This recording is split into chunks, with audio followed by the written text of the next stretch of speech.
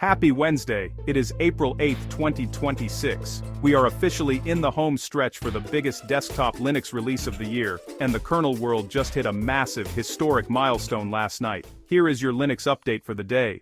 The headline, Linux 7.0 is stable. The drop, it actually happened. Late last night, Linus Torvalds pushed the official, stable tarball for Linux kernel 7.0. The message, Linus kept his release notes short and sweet, noting that the final RC was quiet enough to pull the trigger early. He officially welcomed the 7.x era. What's inside? Native permanent Rust support, massive power optimizations for AMD RDNA4 and Intel Battlemage GPUs, and a completely rewritten BTRFS file caching system that drastically speeds up local database and AI model load times. Availability.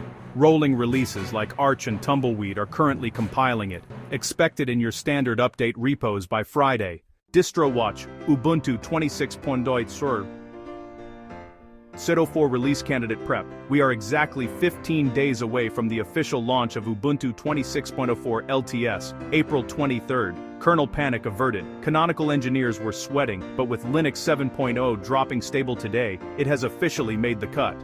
Ubuntu 26.04 will ship with the 7.0 kernel out of the box, avoiding the need for a messy Day 0 patch. GNOME 50 polish. The final Yaru theme tweaks were merged this morning, specifically fixing an annoying visual bug where Wayland native windows didn't cast drop shadows correctly on secondary monitors. Gaming. Proton 11.0 beta enters. Testing Valve quietly pushed Proton 11.0 beta to the Steam client for testing today. The standout feature is that Proton 11 completely bypasses Wayland for many Unreal Engine 5 titles, translating Windows API calls directly to native Wayland. Early testers report lower input latency and zero screen tearing on mixed refresh rate multi-monitor setups. Security alert. Snaptrap. Phishing, the threat. Security researchers are warning of a new targeted phishing campaign against Linux developers today. How it works. Attackers are sending emails that look exactly like automated, canonical Snapcraft build failures, prompting devs to click a link to authenticate their developer token. Action. Remind your audience, always log into the Snapcraft dashboard directly, never click the email links. Troubleshooting tip. The kernel 7.0 DKMS breakage. When Arch and Fedora push the Linux 7.0 kernel to the stable repos later this week, you can almost guarantee that third-party, out-of-tree kernel modules, like older Wi-Fi drivers or niche capture cards, will fail to compile via DKMS.